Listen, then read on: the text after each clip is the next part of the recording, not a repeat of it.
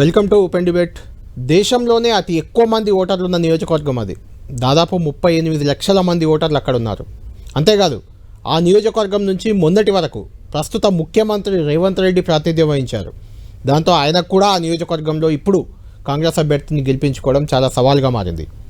అలాంటి అతిపెద్ద నియోజకవర్గంలో ఇప్పుడు బీజేపీ అభ్యర్థిగా బరిలోకి దిగుతున్నారు సీనియర్ నేత మాజీ ఆర్థిక మంత్రి ఈటెల రాజేందర్ గారు. ఆ నియోజకవర్గాన్ని ఒక రకంగా పోరాడి అక్కడ సీటు సాధించారు. ప్రచారంలో దూసుకుపోతున్నారు. అక్కడ ఎలా ఉన్నాయి పరిస్థితులు, మల్కాజిగిరిపై ఈటెల రాజేందర్ ప్రత్యేకంగా ఫోకస్ చేయడానికి కారణం ఏంటి? తెలంగాణలో 17 నియోజకవర్గాలు ఉంటే మల్కాజిగిరి బరిలోనే ఆయన ఎందుకు దిగాలనుకున్నారు? మల్కాజిగిరిలో ఉన్న సమస్యలను ఏ రకంగా పరిష్కరించబోతున్నారు? మల్కాజిగిరి ఓటర్లు కూడా కొంతమంది ఆయనతో మాట్లాడతారు. Welcome to open debate Rajender గారు.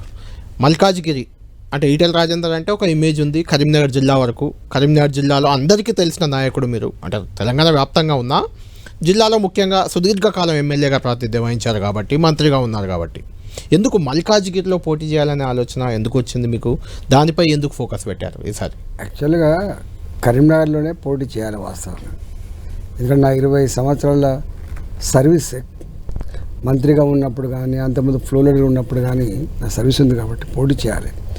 కానీ భారతీయ జనతా పార్టీ సిట్టింగ్ క్యాండిడేట్గా బండి సంజయ్ గారు ఉన్నారు కాబట్టి నేను అక్కడ క్లెయిమ్ చేయడం ధర్మత కాదు. కాబట్టి నాకు ఎంత పరిచయాలున్నా పాజిటివా నెగిటివా పక్క పెడితే కాదు. కాబట్టి నేను 32 ఏళ్ళుగా ఉంటున్నటువంటి నియోజకవర్గం మీకు తెలుసు, నేను వాళ్ళు ఉంటా కాబట్టి ఇది పెద్ద పార్లమెంటరీ కాన్స్టిట్యున్సీ. రెండవది తెలంగాణ ఉద్యమంలో ఎక్కువ భాగం ఉప్పల్, దిల్బీనగర్, తర్వాత మల్కాజిగిరి ఇవన్నీ తెలంగాణ ఉద్యమంలో బాగా ఇన్వాల్వ్ అయినటువంటి నియోజకవర్గాలు. కాబట్టి మేము చదువుకున్నప్పటి నుంచి వెళ్ళి ఇప్పటిదాకా కొన్ని వేల సంబంధాలు ఉన్న నియోజకవర్గం కాబట్టి జనరల్గా అక్కడ ఉంటే బాగుంటుందని చెప్పి నేను నిర్ణయించుకున్నాను.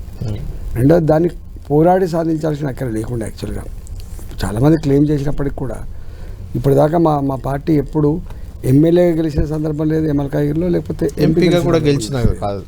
క్లెయిమ్ చాలామంది చేస్తారు. జనరల్గా సెటిల్డ్ పార్టీలలో అంతకుముందు గెలిచిన పార్టీలు సెటిల్డ్ పార్టీలనేమో గీన ఎంపీ క్యాండిడేట్ అని చెప్పి అనుకుంటారు. సెటిల్డ్ కాని పార్టీలకి, ఎప్పుడు గెలిచిన పార్టీలకు న్యాచురల్గా అందరూ క్లెయిమ్ చేస్తారు. నేనేం తక్కువ అని 20 మంది క్లెయిమ్ చేయొచ్చు, 30 మంది కూడా క్లెయిమ్ చేయొచ్చు. అట్లా నేను ఒకరిని క్లెయిమ్ చేసింది అంటున్నా. హైకమాండ్ అన్ని రకాల సర్వే రిపోర్ట్ బట్టిగానే గుడ్డెత్తి చెల్లబడేట్టుగా టికెట్లు ఇవ్వదు. ఉన్నంతలో కొంత, ఎందుకంటే పార్లమెంటరీ సీట్లు కాబట్టి కేంద్ర ప్రభుత్వం మళ్ళీ రావాలనే సంకల్పంతో ఉన్నటువంటి పార్టీ కాబట్టి 1-2 సార్లు వాళ్ళు క్రాస్ చెక్ చేసుకొని ఉన్నంతలో వాళ్ళ రీడింగ్ ప్రకారం నాకు ఇచ్చిండ్రు.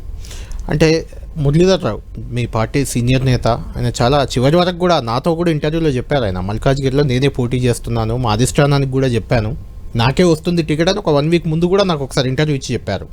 కొమరయ్య డిపిఎస్ విద్యా సంస్థల అధినేత, సురేష్ రెడ్డి, ఇలా రకరకాల పేర్లు వచ్చాయి. అంటే వాళ్ళందరికీ రాకుండా మీకు వచ్చింది ఓకే. వాళ్ళంతా సహకారం మీకు ఎట్లా ఉంది? ఇప్పుడు ఒక మాట, వాళ్ళ సహకారం ఉందా మీకు? ఇప్పుడు కొమరయ్య గారు మీరే అంటున్నారు నాకే వచ్చింది అని చెప్పి అంటున్నారని, మురళీధర గారు నాకే వచ్చిందని. ఇంతమందికి ఎట్లా వస్తుంది? ఇప్పుడు ఒకరికే వస్తుంది కదా. అందరి సహకారం ఉంది బాగానే. ఎందుకంటే చూస్తున్నారు కదా, కొమరయ్య గారు కూడా పనిచేస్తున్నారు, చాలామంది పనిచేస్తున్నారు. రైట్.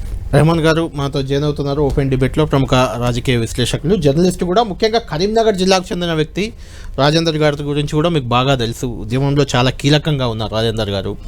మొదటిసారి ఎమ్మెల్యేగానే ఇప్పటివరకు పోటీ చేశారు, మొదటిసారి ఎంపీగా బరిలో దిగారు. అంటే ఎందుకు ఎమ్మెల్యేగా ఓడిపోయిన తర్వాత, గజ్వేల్లో హుజరాబాద్లో ఓడిపోయిన తర్వాత ఎంపీగా చేయాలనే ఆలోచన వచ్చిందా మీకు? లేదంటే మొదటి నుంచి కూడా జాతీయ రాజకీయాలకు వెళ్ళాలనే ఆలోచన ఏమైనా ఉందా? యాక్చువల్గా ఎమ్మెల్యే ఎలక్షన్ల పోటీ కంటే ముందు నుంచి కూడా ఎంపీకి పోటీ చేయాలనేటువంటి సంకల్పం ఉండే. ఎందుకంటే ఇక్కడ మా పార్టీ అధికారం రావాలని, రాని పక్షంలో జాతీయ రాజకీయాలకు పోవాలనేటువంటి సంకల్పం ఉండే కాబట్టి పోయినాడు. రైట్. రెహమాన్ గారు, ఇప్పుడు మామూలుగా ఈటెల రాజేందర్ గారు కరీంనగర్ జిల్లా ప్రస్థానాన్ని ఒకసారి మనం చూసుకుంటే తెలంగాణ ఉద్యమ నేపథ్యంలో ఆయన రాజకీయాల్లోకి వచ్చినారు. రాజకీయాల్లోకి వచ్చిన తర్వాత ఆయన ఉమ్మడి కరీంనగర్ జిల్లా టీఆర్ఎస్ అధ్యక్షులుగా కానీ, మంత్రిగా కానీ, కరోనా సందర్భంలో కానీ బ్రహ్మాండంగా పనిచేసినారు. కానీ ఆయనని టీఆర్ఎస్ నుంచి బయటికి పంపించిన తీరు పట్ల మొత్తం రాష్ట్రంలోనే ఒక రకమైనటువంటి అసంతృప్తి అదంతా వచ్చింది. దీంట్లో ఆయన నిలబడ్డప్పుడు, ఆ చౌరస్తాలో నిలబడ్డప్పుడు ఆయన ఎంచుకున్నటువంటి పార్టీ పట్ల కొంత ప్రజల్లో వ్యతిరేకత అనేది మనకు కనపడింది. ప్రముఖంగా ఆయన ఏంటంటే ఆయన PDSUలో ఉద్యమంలో లెఫ్ట్ మూమెంట్లో అట్లా ఎక్కువగా పనిచేసిండు. అది మీరు అంటే లెఫ్ట్ భావజాలంతో ఉన్న ఈటెల రాజేందర్, రైట్ భావజాలంతో ఉన్న బీజేపీలో చేరడం, దాన్ని ప్రజలు జీర్ణించుకోలేకపోవడం, దానివల్లే మీరు ఓడిపోయారంటే ఏమంటారు? అసలు దీని మీద చాలాసార్లు నేను డిబేట్ పెట్టి చెప్పారు, క్లారిటీ ఇచ్చినా కూడా మళ్ళీ అసలు విద్యార్థి రాజకీయాలు వేరు, పాలక పక్ష రాజకీయాలు వేరు. ఇవి పాలకపక్ష రాజకీయాలు అధికారంలో రావడం కోసం ఉన్నటువంటి. ఇలా CPI కావచ్చు, CPM కావచ్చు, TRS పార్టీ కావచ్చు, లేదా బీజేపీ కావచ్చు, కాంగ్రెస్ కావచ్చు, ఈ ఎవరెవరి ఫిలాసఫీ ఏమున్నప్పటికీ కూడా రెండు మాత్రం కామన్ ఫిలాసఫీ ఉంటుంది. రెండు రంగాలు, ఒకటి పార్టీ ప్రజలకు పోవడం, ప్రజలను మెప్పించడం, ఒప్పించడం, ప్రజల ఆశీర్వాదం పొంది గెలవడం. ఇదొక ఆస్పెక్ట్. అన్ని పార్టీలకి ఇది వర్తిస్తుంది. పాలకవర్గ పార్టీలు అన్నిటికి కూడా వాళ్ళు జంగమేలు కాదు, వాళ్ళు తప్పకుండా వార్డు మెంబర్ నుంచి మొదలుపెట్టి పార్లమెంట్ సీట్ వరకు పోటీ చేసేటువంటి గెలవాలంటే సంకల్పం ఉన్నటువంటి రాజకీయాలు నెంబర్ 1. నెంబర్ 2 ఏం రాజకీయాలు ఉంటాయంటే ఒకసారి గెలిచిన తర్వాత ప్రజలకు మంచి సేవలు అందించడం, మంచి ప్రణాళికలు అందించడం, అంటే గుడ్ గవర్నెన్స్ అందించడం, ఇంతే ఉంటుంది. అంటే గుడ్ గవర్నెన్స్ కావచ్చు, లేకపోతే ప్రజలకు సంబంధించినటువంటి మౌలిక సమస్యల పరిష్కారం కావచ్చు, గవర్నించడమే ఉంటుంది. ఇవాళ భారతీయ జనతా పార్టీ ఉంది. భారతీయ జనతా పార్టీ ఊకే రైటిస్ట్ పార్టీ అంటే ఇక్కడ పడే రైటిస్టు. భారతీయ జనతా పార్టీకి ఉన్నటువంటి ఎజెండా మోడీ గారు వచ్చిన తర్వాత పేదోళ్ళకి ఇళ్ళు కట్టియాలి. ఇదైనా కమ్యూనిస్ట్ పార్టీ వ్యతిరేకమా? కాంగ్రెస్ పార్టీకి వ్యతిరేకమా? మాటలు చెప్పేవాళ్ళు కొంతమంది ఉంటారు, ఆచరణలో అమలు చేసేవాళ్ళు కొంతమంది ఉంటారు. ఇవాళ కేసీఆర్ గారేమో పాలకవర్గ పార్టీ నాది మతోన్మాద పార్టీ అని చెప్తుండొచ్చు, కానీ డబుల్ బెడ్రూమ్ కట్టిస్తా అని చెప్పిండు. ఎక్కడ కట్టించారు మీరు చూసారు. ఫస్ట్ 5 సంవత్సరాలేమో బ్రహ్మాండంగా ఇవన్నీ చెప్పి శాంపుల్ IDH కాలనీ శాంపుల్ కట్టించి బస్సులు పెట్టి తీసుకొచ్చి చూపించి ఒక గిట్లాంటి మొత్తం తెలంగాణ వ్యాప్తంగా చెప్పాడు. చివరికి 2,53,000 ఇండ్లు కేంద్ర ప్రభుత్వం ఇస్తే దాన్ని కట్టిన 1,75,000, పంచిన 75,000. అంటే ఎందుకంటున్నారంటే స్కీములు, పెన్షన్లు కావచ్చు, వెల్ఫేర్ యాక్టివిటీ కావచ్చు, గింతే ఉంటుంది తప్ప నేను మోడీ గారి ప్రభుత్వం వచ్చిన తర్వాత అనేక రంగాల్లో అనేక రకాల విప్లవాత్మకమైన మార్పులు జరిగినాయి. ఇక నేను అంటున్నా కమ్యూనిస్టు పార్టీలు కూడా ఆలోచన చేయరు. ఇవాళ టాయిలింగ్ మాసెస్ కోసమే, అణగారిన వర్గాల కోసమే ఉన్నా అని చెప్పేటువంటి కాంగ్రెస్ పార్టీ కూడా గ్రామీణ ప్రాంతాల్లో 70 సంవత్సరాలు 65 సంవత్సరాల కాలంలో టాయిలెట్స్ కట్టేయలేదు. అడుగుతున్నా అంటే 12 కోట్ల ఇళ్లలో టాయిలెట్ లేకపోవడం అనేది ఎంత ఇబ్బంది ఉంటుందో మీకు తెలుసు. మన ఊరికి పోతాం, అనేక మంది రోడ్ల పక్క పడి కూర్చుంటూ ఉంటారు మహిళలు. ఎంత ఇన్సల్ట్ అనిపిస్తుంది చెప్పండి. సేమ్ఫుల్ రాకెట్ సైన్స్ అని చెప్పుకునే యుగంలో, కంప్యూటర్ సైన్స్ అని చెప్పుకునే యుగంలో సగటు మహిళకు టాయిలెట్ లేదు. ఇలా అన్ని ఇళ్లలో చదువుకునే వాళ్ళు ఉన్నారు, అమ్మాయిలు కూడా చదువుకుంటారు. అమ్మాయిలు వాళ్ళ ఫ్రెండ్స్ ఎప్పుడైనా ఇళ్లలోకి వస్తే టాయిలెట్ పోదామంటే అసలు ఎక్కడ ఛాన్సెస్ ఉండదు. ఎంత ఇబ్బంది పడరో. ఇలా అలాంటి ఆలోచన మరి ఎందుకు అనగాఢ వర్గాల కోసమే ఉన్నామని చెప్పి పార్టీ ఎందుకు చేయకపోయా, కమ్యూనిస్ట్ పార్టీ ఎందుకు ఆలోచన చేయకపోయా చెప్పండి. వాళ్ళు అందుకని ఇలా భారతీయ జనతా పార్టీ అనేక మౌలిక సమస్యలు, ప్రజలకు సంబంధించినటువంటి దైనందిన సమస్యలు పరిష్కరించడంలో గొప్ప విజయం సాధించింది. అంటే బీజేపీలో ఉన్న నాయకులు ఎవరైనా ముఖ్యంగా హిందుత్వాన్ని నినాదంగా తీసుకుంటారు. ఈ మధ్య ఇంకెక్కువగా జై శ్రీరామ్ నినాదం అనేది మీ సభల్లో, సమావేశాల్లో, నాయకుల్లో పెద్దగా వినిపిస్తుంది. అవునన్నా కాదన్నా? అయితే ఈటెల రాజేందర్ జై తెలంగాణ అని నినాదం చేసినంతగా జై శ్రీరామ్ అని నినాదం ఎప్పుడు చేసినట్లు చేస్తారు కానీ నేను ఒక మాట అంటున్నా కళ్యాణ్ గారు, జై శ్రీరామ్ నినాదం మీద వెళ్తున్నది తప్పు అంటున్నా. అదొక ఆస్పెక్ట్. ప్రజల విశ్వాసాన్ని, ప్రజల ఆచారాలని, ప్రజల సంస్కృతి గౌరవించడం మా పార్టీ కర్తవ్యం. భారతీయతని భారతీయ జనతా పార్టీ గౌరవిస్తుంది. కానీ ఇవాళ 10 సంవత్సరాలు మీరు చేసినటువంటి అనేక అద్భుతాలు అవి మా ఎజెండా. ఇలా మోడీ గారు కొట్టేస్తామంటారండి. మోడీ గారు రామ మందిరం అనేది ఒక ఆస్పెక్ట్, కానీ అనేక అంశాలు ఉన్నాయి, అనేక అంశాలు ఉన్నాయి. దాన్ని ఎందుకు విస్మరిస్తారు? దాన్ని ఎందుకు తక్కువ? దాంతో పాటు ఇది కూడా ఉంది. అందుకనే అదే అనండి, అట్లనండి. దాంతో పాటు ఇది కూడా అనండి. కానీ దీన్ని ఎజెండా పెట్టుకొని పోతున్నటువంటి భావన మీరు విత్డ్రా చేసుకోవాలి. నేను ఒక మాట నేను చెప్తున్నది, ఇవాళ మెడికల్ కాలేజెస్ ఉన్నాయి. మీరు ఒకసారి లెక్క తీయండి. స్వతంత్రం వచ్చినప్పటి నుంచి వెళ్ళి మోడీ గారు వచ్చే వరకు ఎన్ని మెడికల్ కాలేజీలు ఉన్నాయి, ఇప్పుడు ఎన్ని మెడికల్ కాలేజీలు. రెండవది, all India Institute of Medical sciences చాలా ప్రెస్టీజియస్ ఇన్స్టిట్యూట్, అంతే కదా. అట్లాంటి ఇన్స్టిట్యూట్స్ 65 సంవత్సరాలు ఎన్ని పెట్టబడి తెలుసా కళ్యాణ్ గారు, రెహమాన్ గారు? ఒకటి నెహ్రూ గారు పెట్టారు, ఫస్ట్ స్టార్టింగ్ నెహ్రూ గారు పెట్టారు. రెండవ కాలేజ్ వాజ్పేయి గారు పెట్టారు. మూడవ ఇన్స్టిట్యూట్ మన్మోహన్ సింగ్ గారు పెట్టారు. కానీ నరేంద్ర మోడీ గారు వచ్చిన తర్వాత ఈ జనాభాకి అనుగుణంగా మనం కూడా ఎదగాలి, ఇంకా బిచ్చమెత్తుకునే పద్ధతిలో ఉండొద్దు అని చెప్పి 16 All India Institute of Medical Sciences పెట్టినండి. అసలు ఎక్కడికి పోలిక ఇది? ఎవరైనా కల్పన చేస్తారా? అబ్దుల్ కలాం గారు ఒక మాట అనేది, పిల్లలకు చెప్పేది, కళలు కనాలే తప్పకుండా, అది కూడా గొప్ప కళలు కనాలని చెప్పి. ఇవాళ మోడీ గారు ఏది చేసినా హోల్సేల్ అంటారు చూసావా.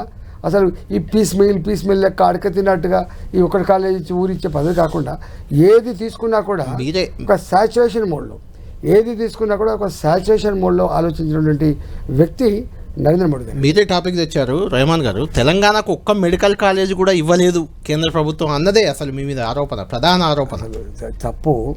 అసలు వీళ్ళకి కేసీఆర్ గారికి ఎవరేంది ఇచ్చేది? మోడీ ఏంది, గిడి ఏంది? మాకు చేత కాదా? మాది ఈ దేశంలోనే ఆర్థికంగా నంబర్ 1 రాష్ట్రం. అంతేకాదు అన్ని రంగాల్లో కూడా. అసలు ఇదేంటి నీకు ఇంతెందుకంటే డబ్బులు పెట్టుకుని ఉన్నాయి. ఈ పక్క రాష్ట్రం ఆంధ్రప్రదేశ్ ఎన్ని కట్టలు ఒకసారి అడగండి. దేశంలో 4 కోట్ల ఇల్లు కట్టిండండి, 4 కోట్ల ఇల్లు కట్టిండు. తెలంగాణ కూడా 5-6 లక్షలు వచ్చు కదా. ఇచ్చిన 2,53,000 ఇల్లు ఎందుకు కట్టలేకపోయింది చెప్పండి మీరు? అంటే అవసరం లేకుండా ఉన్నాయా? ఇష్టం లేదా చెప్పండి? అందుకని నేను ఇంకో మాట అంటున్నా, కళ్యాణ్ గారు ఈ మధ్య చెప్తున్నారు ఇంతెందుకు ఒక హైదరాబాద్ తీసుకోండి. హైదరాబాద్లో మీరు ఉప్పల్ వైపు కట్టే ఫ్లైఓవర్ కేంద్రం ఇచ్చిందే, అది ఇంకా కావట్లేదు. 2 ఇబ్బంది పడుతున్నారు అక్కడ ప్రజలు. That is different. Kalpana important. Contractor అంటాడు, వాడు చేతకాక ఏదైనా చేస్తుంది. మీరు ఇలా మీకు మల్కాజ్గిరి పరిధిలోనే ఉంది, అది ఎల్బీ నగర్ పరిధిలో కట్టబడి అనేక ఫ్లైఓవర్లు. ఇవాళ 8 లైన్స్ రోడ్స్ కావచ్చు, ఇవాళ మళ్ళీ కొంపల్లి వైపు కట్టేటువంటి కావచ్చు, లేకపోతే అల్వాల్ వైపు కట్టేటువంటి కావచ్చు. ఇంతే కదా. నేను అంటే రెహమాన్ గారు ఎప్పుడు కట్టింది రైల్వే స్టేషన్ సికింద్రాబాద్? జనరల్గా ఏమంటారంటే ఒక్కొక్క 5 ఏళ్ళకు ఒక 2 రైల్వే స్టేషన్ తీర్చిదిద్దామని అంటారు. కానీ హైదరాబాద్లో మోడీ గారు 720 crore రూపీస్ సికింద్రాబాద్కి, 400 crore రూపీస్ కాచిగూడకి, 350 కోట్లు నాంపల్లికి, చెర్లపల్లిలో కట్టిన రేపో మాపో ఇనాగ్రేషన్ ఉందని 450 కోట్లు. అంటే ఇక్కడ ఒక 2,000 కోట్లు ఇన్వెస్ట్ చేసినండి జస్ట్ రైల్వే స్టేషన్ మాట. ఒక్కొక్క రైల్వే స్టేషన్ ఇవాళ ఎయిర్పోర్ట్ను తలపించే పద్ధతులు ఉండబోతుంది. గది కల్పన అంటే. అంతకుముందు 2 కోట్లు ఇచ్చి టాయిలెట్ బాగు చేయించుడు, సున్నం వేసుడు, లేకపోతే గిదండి. గుజరాత్ ఎన్నికల ముందు గుజరాత్ ఎన్నికల ముందు, గుజరాత్ రాష్ట్ర శాసనసభ ఎన్నికల ముందు అక్కడికి 1,80,000 కోట్ల నిధులు కేంద్రం ఇచ్చింది. తెలంగాణ ఎన్నికల ముందు ఏమి ఇవ్వలేదు. అది బీజేపీ వైఫల్యం కాదా? అందువల్లే బీజేపీ ఓడిపోయిందంటే ఏం చెప్తారు? తప్పు కళ్యాణ్ గారు. నాకు తెలిసి ఇవాళ మొత్తం దేశంలో యూనిఫామ్ ఉన్నంతలో యూనిఫామ్గా డెవలప్మెంట్ చేసినటువంటి వ్యక్తి మోడీ గారే. పార్షాలిటీ లేకుండా, ఏ ప్రాంతం మీద వివక్ష లేకుండా, భారతీయ జనతా పార్టీ ప్రభుత్వం ఉన్నా లేకపోయినా కూడా. ఒకవేళ కళ్యాణ్ గారు నేను అడుగుతున్నా, రెహమాన్ గారి బాధ, ఇవాళ నేను హుజరాబాద్లో గెలిచినండి. 2021లో హుజరాబాద్లో గెలిచిన. కళ్యాణ లక్ష్మి చెక్కులు కూడా నాతో పంచనివ్వకుండా చేసిండు. సీఎం రిలీఫ్ ఫండ్ కూడా నేను దరఖాస్తు పెడితే లేదు మా పార్టీ వాడు ఉంటాడని చెప్పిండు. చివరికి ఎమ్మెల్యేగా ఉండే ప్రోటోకాల్స్ కూడా తీసేసిండు. వాళ్ళు ఒకటే మాట చెప్పేది, నా పార్టీ ఎమ్మెల్యే కానప్పుడు నీకు ఎందుకు మేము ఇస్తామని అంటాడు. కానీ ఇంత సంకుచితంగా ఆలోచించండు కేసీఆర్. అంటే హుజరాబాద్ తెలంగాణలో భాగం కాదా అండి చెప్పండి? ప్రతిపక్ష పార్టీల ఎమ్మెల్యేలు మీరు నియోజకవర్గంలో పాదుకోవాలంటే, మీరు ప్రజల చేత చీకొట్టించుకోకుండా ఉండాలంటే అధికార పార్టీకి వస్తేనే మీకు అన్నీ వస్తాయని చెప్పిన మాట వాస్తవమా కదా? మీరు చెప్పండి. అంటే కేసీఆర్ గారు హుజరాబాద్ కానీ ప్రతిపక్ష పార్టీలు గెలిచిన నియోజకవర్గ ప్రజలు తెలంగాణ ప్రజలు కాదా అండి? ఏం పాపం చేసినని చెప్పి నీకు ఓటు అయినంత మాత్రం వాళ్ళు తెలంగాణ రాష్ట్రం లేనట్టుగా మీరు నొక్కిరు కదా. కానీ ఈ కుసంస్కారం మోడీలో లేదు. ఉంటే ఎందుకు వస్తాయి చెప్పండి? నేను ఇప్పుడు చెప్పినాను కూడా చెప్పండి. ఉంటే ఈ ఫ్లైఓవర్లు ఎందుకు వస్తాయి చెప్పండి? ఎక్కడ మోడీ ఉంటే 2,53,000 ఇల్లు అర్బన్ హౌసెస్ ఎందుకు ఇచ్చింది చెప్పండి, చెప్పండి, డిబేట్ రమ్మని చెప్పండి. రైట్ రేమంత్ గారు, మీరు ఏదో అడగబోతున్నారు. నిజానికి ఇంతకుముందు ఈటల రాజేందర్ గారు చెప్పినట్టు 10 ఏళ్ల పాటు ఎన్డీఏ ప్రభుత్వం చేసినటువంటి అభివృద్ధిని ప్రజల ముందుకు పెట్టి ఎన్నికలకు ఓట్లే. రామాలయాన్నే ప్రధానంగా ప్రస్తావిస్తూ రామాలయం నరేంద్ర మోడీ ఆధ్వర్యంలో నిర్మించబడ్డది. రామాలయాన్ని ఒక ఎజెండాగా చూపెడుతూ ముందుకెళ్తున్నారు. 370 ఆర్టికల్, కామన్ సివిల్ కోడ్, ఇలాంటి వివాద అంటే ప్రజల సంక్షేమానికి సంబంధించి, యావత్ భారతదేశ ప్రజల సంక్షేమానికి సంబంధించి, రైతులకు సంబంధించి, పేద ప్రజలకు సంబంధించి ఈ 10 ఏళ్లలో మేము చేసిన గొప్ప 2-3 సంక్షేమ కార్యక్రమాలు ఉన్నాయి. వీటిని చూసి మాకు ఓట్లేయమని అడగట్లే, ప్రధానంగా రామాలయాన్నే తీసుకుపోతున్నారు. అట్లానే డెఫినెట్గా ఉత్తర భారతదేశంలో ఎన్నికలు జరిగినటువంటి అనేక బహిరంగ సభల్లో బీహార్లో కావచ్చు, మీరు అన్నట్టుగా గుజరాత్లో కావచ్చు, మిగతా చోట్ల కావచ్చు, అక్కడ వేలంపాట నిర్వహించాడు నరేంద్ర మోడీ. మీకు ఎంత కావాలో కోరుకోండి, ఇన్ని కోట్ల. తెలంగాణకి ఈ విషయంలో వివక్ష ఖచ్చితమైనటువంటి రాజేందర్ గారి ఒక జాతీయ ప్రాజెక్టుని ఒక ప్రాజెక్టుని కనీసం రంగారెడ్డి కావచ్చు, మిగతా ఏదైనా కావచ్చు, జాతీయ హోదా ఇవ్వలేదు. రాజేందర్ గారి నినాదం ఏంటి? మల్కాజ్గిరి ఎన్నికల్లో మీరు ఏ ఎజెండాతో పోతున్నారు చెప్పండి పోనీ. అసలు నా స్పీచెస్ విన్నారా మీరు? నేను 10 సంవత్సరాల కాలంలో మోడీ గారు చేసిన ఘనత ఏదైతుందో అవన్నీ చెప్తున్నాం మేము. ఎక్కడ దేశానికి చేసిందా తెలంగాణకు చేసిందా మీరు చెప్పేది? దేశానికి చేసింది, తెలంగాణకు చేసింది. ఒకటి మీకు అప్డేట్ ఇస్తాను. తెలంగాణకు 9 లక్షల కోట్లు ఇచ్చామని మీరు పదే చెప్తూ వచ్చారు. బీఆర్ఎస్ ప్రభుత్వం గతంలో ఖండిస్తూ వచ్చింది. బట్టి విక్రమార్క గారు తెలంగాణ ఆర్థిక మంత్రి మీట్ ది ప్రెస్లో మాట్లాడుతూ స్పష్టంగా తేల్చారు, 3 లక్షల కోట్లు మాత్రమే 10 ఏళ్లలో వచ్చాయి. అది హక్కుగా రావాల్సిన వాటా. అంటే ఏడాదికి 30,000 కోట్లు మాత్రమే కేంద్రం ఇచ్చింది అని చెప్పారు. ఒక మాట అంటే ఎవరి కన్వీనెంట్గా వాళ్ళు చెప్పుకోవడం మంచిది కాదు. దీంట్లో ట్యాక్స్ డెవల్యూషన్ ఇచ్చేది హక్కు, సిఎస్ఎస్ కింద వచ్చే ఫండ్స్ హక్కు, 15th ఫైనాన్స్ కమిషన్ కింద వచ్చేది హక్కు, ఇలా అనేక అప్పుడప్పుడు గ్రాంట్స్ వచ్చేది హక్కు. ఉపాధి కానీ అవన్నీ ఉపాధి కానీ ఇవి కాకుండా కూడా ఇలా నేషనల్ హైవేస్ కావచ్చు, ఎయిర్పోర్ట్లు కావచ్చు, లేదా ఇట్లాంటివన్నీ కూడా కావచ్చు. ఇవన్నీ అదర్ దెన్ అంటే రాష్ట్ర ప్రభుత్వాలకు సంబంధం లేకుండా నేరుగా కేంద్రం ఇచ్చేటువంటి కేంద్రం ఇన్వెస్ట్ చేసే డబ్బు, దాన్ని వాళ్ళు లెక్క పెట్టరు.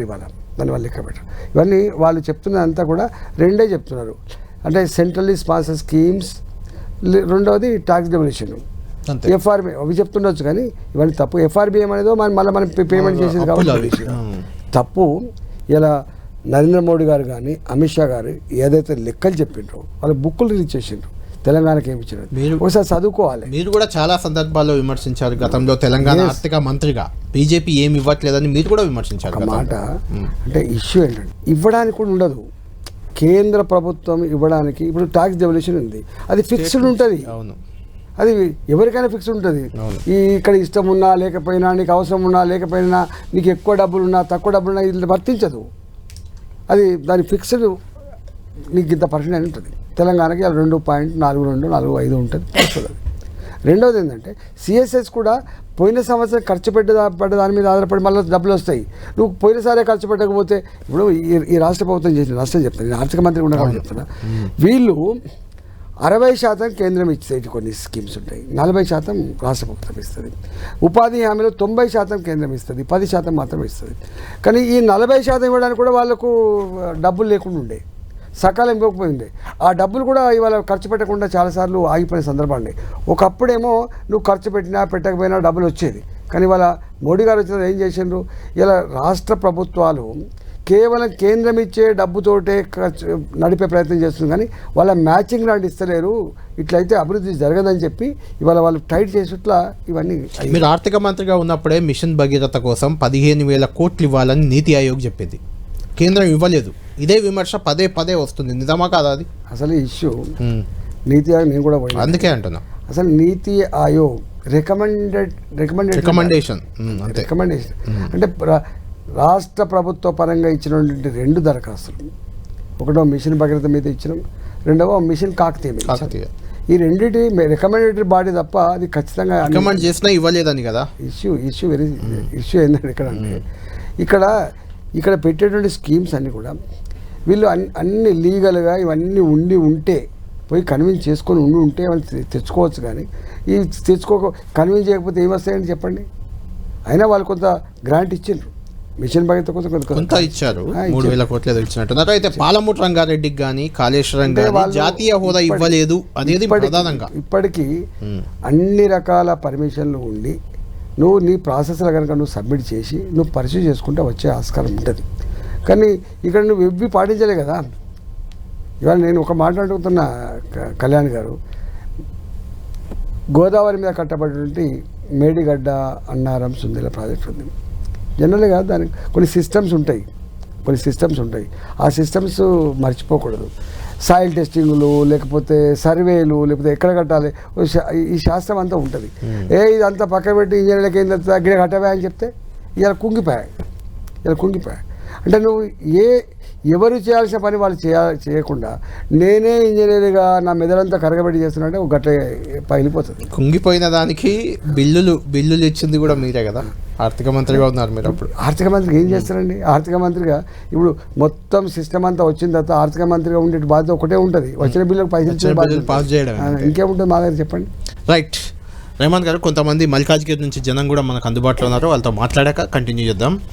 శ్రీకాంత్, అక్కడ ఉన్న జనాల్ని నేరుగా ఈటెల రాజేందర్ గారితో అడిగియండి ప్రశ్నలు, వాళ్ళకి అనుమానాలు ఉన్నా ప్రశ్నలు ఉన్నా ఏమైనా రాజేందర్ గారిని ఏం అడగాలనుకుంటున్నారో అడిగి. మల్కాజ్గిరి ఎంపీ అభ్యర్థిగా బీజేపీ నుంచి పోటీలు చేస్తున్న ఈటెల రాజేందర్ గారు లైవ్లో ఉన్నారు. ఈటెల రాజేందర్ గారికి మల్కాజ్గిరి నియోజకవర్గంలో ఏమైనా సమస్యల గురించి మీరు అడగాలనుకుంటే ఏం అడుగుతారు? రాజేందర్ గారు, ఒక ఉద్యమకారునిగా మీకు ఉద్యమాభివందనాలు. మీరు ఉద్యమకాలంలో చేసినటువంటి ప్రధాన పార్టీ నుండి బయటకు వచ్చి ఆ తర్వాత మీ పైన మేడ్చల్ మల్కాజ్గిరిలో ఒక ప్రధానమైన అభియోగం ఉంది. సీతారామచంద్ర స్వామి యొక్క ఆలయాలను మీరు ఆక్రమించినట్టు, అందులో మీకు షెడ్లు వేసుకున్నట్టు కూడా అభియోగం ఉంది. ఈ సీతారామచంద్ర స్వామి మొన్న శ్రీరామనవమి తర్వాత అది ఎక్కువగా స్ప్రెడ్ అవుతుంది ప్రతి ప్లేస్లో. కాబట్టి దాన్ని మీరు ఓవర్టేక్ చేయడానికి, అది తప్పు అని చెప్పడానికి మీరు ప్రజల్లోకి ఏ విధంగా వెళ్ళదలుచుకున్నారు? అది ఎందుకంటే మేడ్చల్ మల్కాజ్గిరి చాలా పెద్ద కాన్స్టిట్యున్సీ. ఒక్క నిమిషం, అర్థమైంది మీ పాయింట్, అర్థమైంది. అంటే నేను ఒక మాట అంటున్నాను, రెవెన్యూ సంబంధించిన సమస్యలన్నీ కూడా రాష్ట్ర ప్రభుత్వమే చేస్తుంది. అవును, కేంద్ర ప్రభుత్వం చేస్తుంది. అసలు అంటే కావాలని మసిపూచి మాడికాయ చిల్లర పని చేసేవాళ్ళు ఉంటారు, చేస్తారు కదా. నేను ఏమంటున్నానంటే, నేను 3 సంవత్సరాలు భారతీయ జనతా పార్టీలో ఉన్నా కదా, ఎందుకు ఈ ప్రభుత్వానికి ఇవన్నీ సీతారామచంద్ర స్వామి భూములు అని చెప్పి తీసుకోలేకపోయింది? చాలామందికి అంతే ఈ మిడిమిడి జ్ఞానంతో సగం తెలిసి సగం తెలియక. అసలు మీకు తెలవాల్సింది ఏంటంటే, నేను 92లో కొనుక్కున్నా. అవును, ఇంతకుముందు కూడా చెప్పారు, అది క్లారిటీ ఇచ్చారు. నేను 92లో నేను కొనుక్కున్న నాడు ఆ చంద్రస్వామి భూమి కాదు, అది ఎండోమెంట్ భూమి కాదు, బాజాప్తా నేను కొనుక్కున్న భూమి, పట్టాభూమి. 92. మీకు ఐడియా ఉండాలి. ఇది ఎన్నో సంవత్సరం? 2024 అంటే 34 సంవత్సరాల క్రితం కొనుక్కున్న భూమి. సరే, నేను అంటున్నా శ్రీ సీతారామచంద్ర స్వామి భూమి 1700 ఎకరాలు 1600 ఎకరాలు చెప్పి, దీని మీద నేను అసెంబ్లీలో మాట్లాడినా. రాజశేఖర్ గారు ఉన్నప్పుడు మీకు ఐడియా ఉండాలి, మీకు తెలియక నేను ఏమన్నా అంటే, మీది భూమి అయితే, ఇది సీతారామచంద్ర స్వామి భూమి కనుక అయితే మీరు తీసేసుకోండి. ఒకవేళ మీది కాని పక్షంలో దాన్ని రిలీజ్ చేయండి. ఎందుకంటే సంవత్సరాలుగా భూములన్నీ ఏమవుతున్నాయంటే, పెళ్ళిళ్ళు చేసుకుందామంటే కూడా అమ్ముడు పోతలేవు, వాళ్ళకి ఏం పనికి రాకుండా పోయినాయి. అవి ఇవ్వాలి కాదు, 70 ఏళ్ళ క్రితం నుంచి 80 సంవత్సరాల నుంచి వాళ్ళ భూములుగా ఉన్నాయి. పాపం వాళ్ళకు 5 కోట్లు 6 కోట్లకు ఎకరం భూమి ఉంటే 50 లక్షలకు 60 లక్షలకు అమ్ముకుంటున్నారు, బ్రోకర్లు కొనుక్కుంటున్నారు, వాళ్ళు లాభపడుతున్నారు. ఏదో ఒకటి తేల్చండి. ప్రభుత్వానికి ఏం రోగం? నేను అడిగానండి ఇవాళ రాజశేఖర్ ఉన్నప్పుడు. దాని తదుపరి టీఆర్ఎస్ గవర్నమెంట్ వచ్చిన తర్వాత కేసీఆర్ అడిగిన నేను, అయ్యా వాళ్ళంటే చేయలేకపోయినరు, మీరైనా ఒక కమిటీ వేసి, దాని మీద 3 కమిటీలు వేసి ఏబడ్డాయండి, మీకు తెలియదు. దాని మీద దివాన్ కమిటీ అని ఒక కమిటీ వేసింది. దివాన్ కమిటీ ఏం చెప్పిందంటే, ఇది సీతారామచంద్ర స్వామి భూములని ఎక్కడ ఎవిడెన్స్ లేదు, మరి వీటిని ఏదో ఒకటి మీరు ఒక నిర్ణయం తీసుకోవాల్సిన బాధ్యత ప్రభుత్వాలే ఉంటుందని చెప్తే, నేనేమన్నా అంటే, ప్రభుత్వాలకు ప్రజలు సతాయించే అధికారం ఉండకూడదు, మీరు ఏదో ఒక కమిటీ వేసి నిగ్గదీల్చి ఎస్ ఆర్ నో చెప్పమని చెప్పినాం. నాకున్న భూములలో 6.5 ఎకరాలలో బాగా చెప్తాను. ఒకవేళ నిజంగానే సీతారామచంద్ర స్వామి అని ఉంటే నాకు పర్మిషన్లు ఇవ్వద్దు. ఇంకొకటి చివరికి ఏమన్నా అంటే, ఒకవేళ నిజంగానే ఇవన్నీ కనుక భూములు అయితే కొట్టుపడేయి, ఇదిగో చేయలేకపోతేవి దమ్ము లేదు, నీకు ఎవిడెన్స్ లేదు, నీకు సిస్టమ్ లేదు, వాటికనే ఇట్లా గాలి వార్తలకు చేస్తే ఎట్లండి? ఇలా క్యారెక్టర్ ఈటల రాజేందర్ అంటాడు నీ 22 సంవత్సరాల కాలంలో ఎన్నడూ భూముల దందాలు చేయలే, గుర్తుపెట్టుకో. ఎన్నడూ ఈ రియల్ ఎస్టేట్ దాంట్లో రాలే. నేను చెమటను నమ్ముకొని బతికినోడిని. ఇవాళ అంటే బాధ అంతా అనిపించేది. రియల్గా దొంగలు చేసినట్టు అర్థం ఉంది. కానీ ఈటల రాజేందర్ అంటే మీద కొనుక్కున్న నా డాక్యుమెంట్స్ ఉంటాయి మీకు. అంటే ఎంత బాధ్యత అంటే ఇప్పుడు ఎన్నికలు రాగానే ఈ చిల్లర ప్రచారం చేసి క్యారెక్టర్ అసాసినేట్ చేసే ప్రయత్నం చేయొద్దు. అంటే రాజేందర్ గారు మిమ్మల్ని పార్టీ నుంచి బీఆర్ఎస్ నుంచి బయటకు పంపడానికి కూడా ఈ భూ కబ్జా ఆరోపణలే కారణం. అప్పుడు కూడా మీకు కూడా తెలుసు. ఒక మాట నేను అడుగుతున్నా, 20 సంవత్సరాలుగా నీకు కుడి చేయి ఎడమ చేయి అని చెప్పుకున్నావు నువ్వు. జీతం కూడా రాజేంద్ర ఇస్తున్నాను చెప్పినాను నువ్వు. ఉద్యమానికి గిన్ని రకాల త్యాగం చేసిన చెప్పాను నువ్వు. ఈ మరి ఒక్కటే ఓవర్ నైట్లో ఎట్లా అవుతాడండి ఇట్లా రాజేంద్ర అంటే? 92 కబ్జా కాదు, కొన్నాడని. అదే కొన్నాడని, అసైన్మెంట్ భూములు కొనకూడదు, కొన్నాడని. అదే కబ్జా కాదని అన్నారు. అసలు దాని మీద నేను ఆనాడు ఛాలెంజ్ చేసిన, అరే ఒక ఆల్ పార్టీ డెలిగేషన్ రండి, మాట్లాడండి. అసలు నేను పౌల్ట్రీ ఫామ్ కట్టింది కూడా ఎక్కడ తెలుసా అండి? మెదక్ జిల్లాలో 6 లక్షలకు ఎకరం భూమి అండి. అక్కడ పోతానండి కబ్జా పెట్టడానికి బుద్ధి ఉందా? ఏమైనా హైటెక్ సిటీలో ఉన్న 100 కోట్ల ఎకరం భూమి అండి. ఆడ రాళ్ళు రప్పలతో ఎక్కడో దూర ప్రాంతం పోయి 6 లక్షల ఎకరం ఉన్న భూమి నేను ఆక్రమించుకునే ప్రయత్నం చేస్తాను. మెదడు చెప్తాను. శ్రీకాంత్ నెక్స్ట్ క్వశ్చన్ అడిగండి. మేడ్చల్ నుంచి గిర్మాపూర్కి వెళ్ళే బ్రిడ్జి దగ్గర 3.5 సంవత్సరాల నుంచి అదే విధంగా అట్టనే ఉన్నది రైల్వే బ్రిడ్జు, కానీ చాలా ఇబ్బంది అవుతుంది. దానికి మీరు ఏమైనా పరిష్కారం చూపగలుగుతారా? అవును, మొన్న నేను ఆ గిర్మాపూర్ బ్రిడ్జి పోయొచ్చిన. ఎక్కడెక్కడైతే అండర్ పాసులు ఉన్నాయో కంప్లీట్ కాకుండా అవి కావచ్చు, ఇంకా అండర్ పాసులు ఎక్కడెక్కడైతే అవసరం ఉందో అవి కావచ్చు, ఎక్కడెక్కడైతే ఓవర్ బ్రిడ్జెస్ కావన్నో వినాయక నగర్ లాంటి ప్రాంతాల్లో కావన్నో ఇవన్నీ కూడా కేంద్ర ప్రభుత్వ పరంగా వచ్చేటివే. తప్పకుండా నాలాంటి వాడు మీకు తెలుసు మోడీ గారితో నాకు ఉన్నటువంటి, ఇప్పుడు నేను వాటిగా కొత్తగా ఏదో ఎంపీ వస్తలేను ఇక్కడికి, అనుభవలేక వస్తలేను ఇక్కడికి. అన్ని రకాల సిస్టాన్ని అంతా చూసిన వ్యక్తిగా, పనులు ఏంటి ఎట్లుంటాయి ఎట్లా పనిచేయచ్చో చూసిన వ్యక్తిగా డెఫినెట్గా ఇవన్నీ చేసే బాధ్యత నాదే ఉంటుంది. నేను అందుకని అడుగుతున్నా, ఇలా బీఆర్ఎస్ పార్టీ కోటేసి కాంగ్రెస్ పార్టీ కోటేసి ఇవన్నీ రావు. 100% వస్తే ఏమన్నా మోడీ గారికి నాకున్న సాన్నిధ్యంలో భాగంగా ఈ నియోజకవర్గాన్ని ఒక సుందరమైన నియోజకవర్గం తీర్చిదిద్దడానికి ఆస్కారం ఉంది అని చెప్తున్నాను. ఈటల రాజేందర్ గారు తెలంగాణ ఉద్యమంలో బీఆర్ఎస్లో ఉన్నప్పుడు కూడా కేసీఆర్కు మీకు అత్యంత సాన్నిధ్యం ఉండేది. మీరు కేసీఆర్ పక్కనే ఉండేవాళ్ళు. ఇప్పుడు కూడా కొద్ది రోజుల్లోనే మోడీ గారికి అమిత్ షాకి ఇద్దరికి సాన్నిధ్యంగా మారిపోయారు. ఎలా సాధ్యమైంది అది? మీకే తెలియాలి, నాకే అంటే మీరే చెప్తున్నారు కదా మోడీ గారితో సాన్నిధ్యం, అమిత్ షా గారు కూడా మిమ్మల్ని ఎక్కువ అభిమానిస్తారంటారు. కళ్యాణ్ 14 ఏళ్ళు తెలంగాణ ఉద్యమంలో ఉండేది. అవును, మీకు తెలుసు. ఆనాడు ఇట్లా కింద పోసేది చేతుల పోయి అంటే కూడా పోసే రోజులు కావు. ఆనాడు సాయం చేసేవాడు కూడా లేడు. కానీ వందల మంది ఉద్యమకారులు జైల్లో పోయినప్పుడు వాళ్ళని ఇడిపించుకొచ్చిన వాళ్ళు ఎవరు? 100 ఉద్యమాలు జరుగుతున్న సందర్భంలో వాటిని నడిపినోడు ఎవడు? ఇలా అత్యధికంగా కేసులు నా మీద, అత్యధిక రోజు జైళ్ళలో మగ్గింది కూడా నేనే. రైలు పట్టాల మీద పడుకున్నాడు. ఇవాళ మీకు తెలవాలి, రాజశేఖర్ గారు ఉన్నప్పుడు ఆపరేషన్ ఆకర్షిలో 10 మంది ఎమ్మెల్యే తీసుకుపోయినాడు. రాజేంద్ర నీకేం కావాలో చెప్పు, ఏ మంత్రి పదవి కావాలో టిక్ పెట్టుకో అన్నాడు. నేను నిప్పులు జరిగినా, గుర్తుపెట్టుకో, నేను నిప్పులు జరిగినా.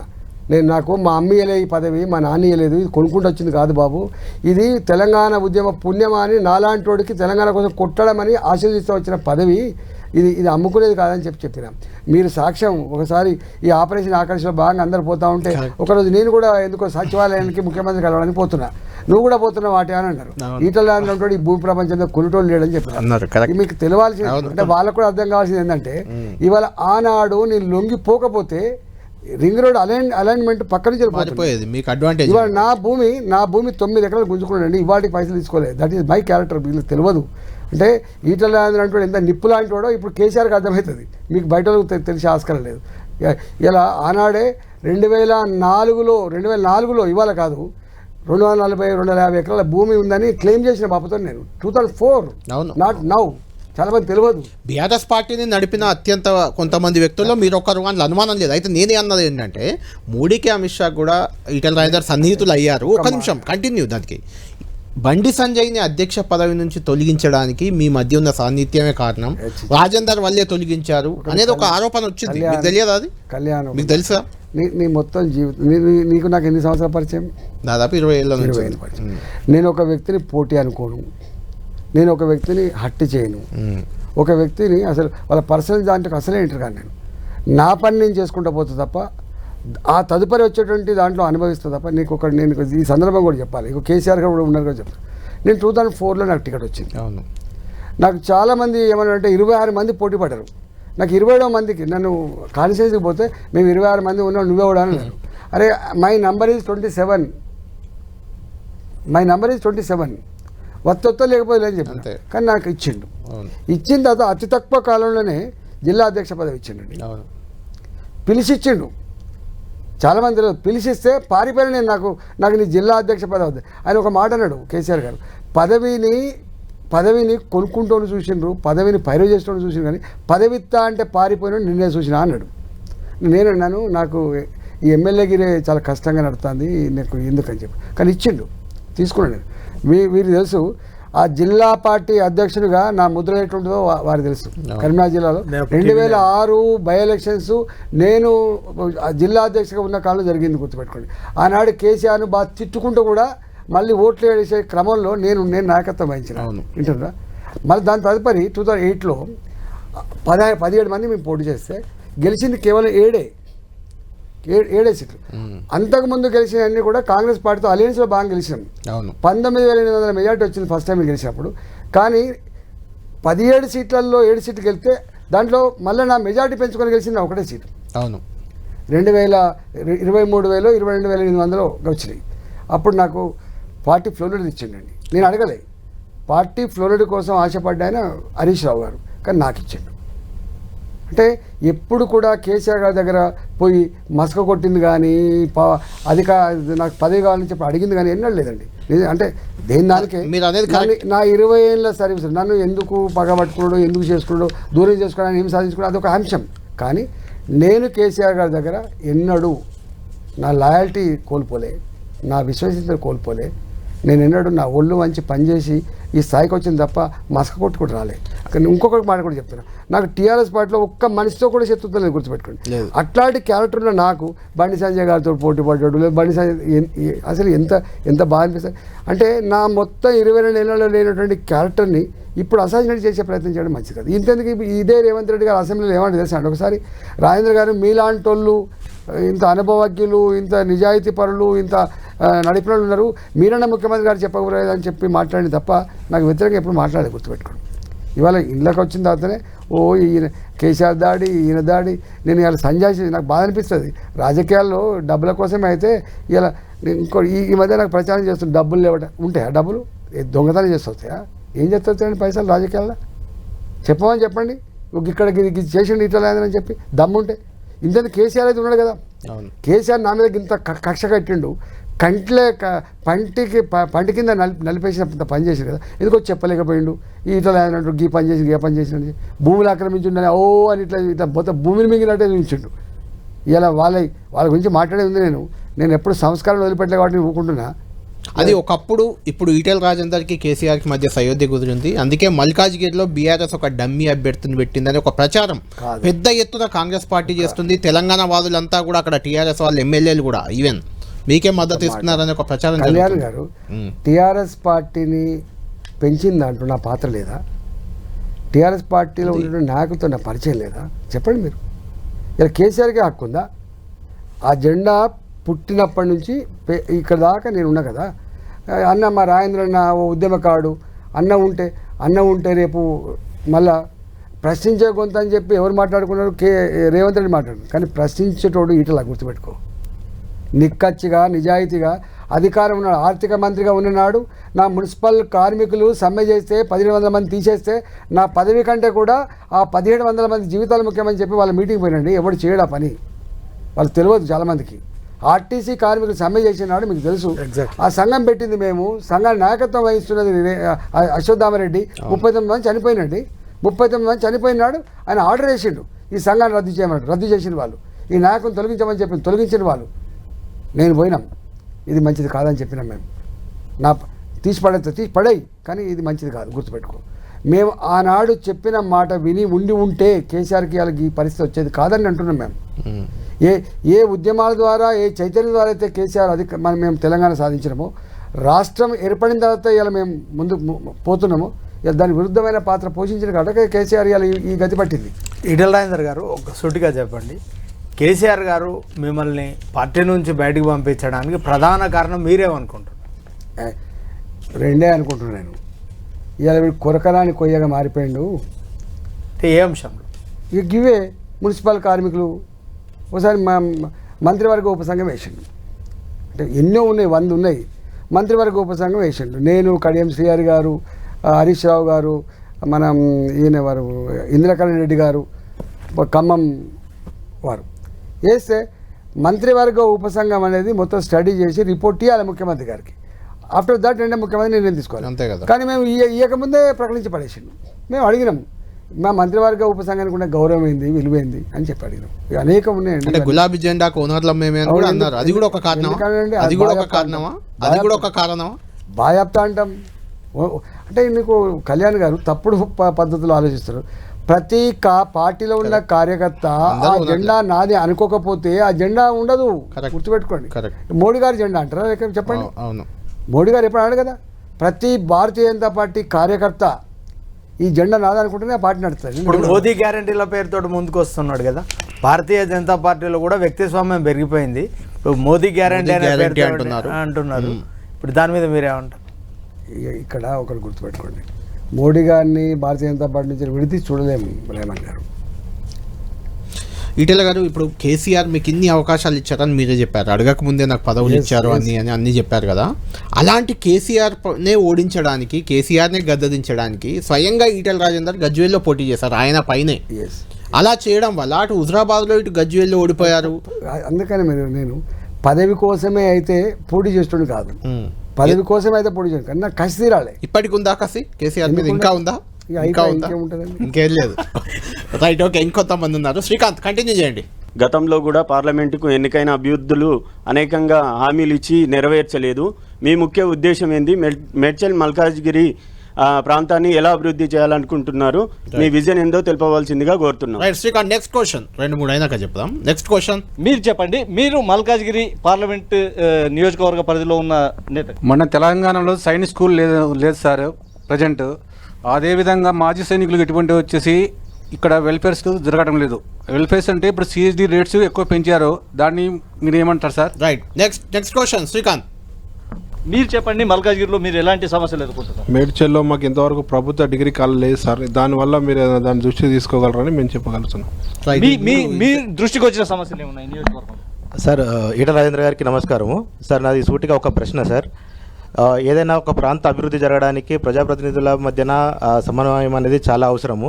కాగా మా ప్రాంత ఎమ్మెల్యే వచ్చి బీఆర్ఎస్ నుంచి కాగా రాష్ట్రంలో కాంగ్రెస్ ప్రభుత్వం అధికారంలో ఉంది.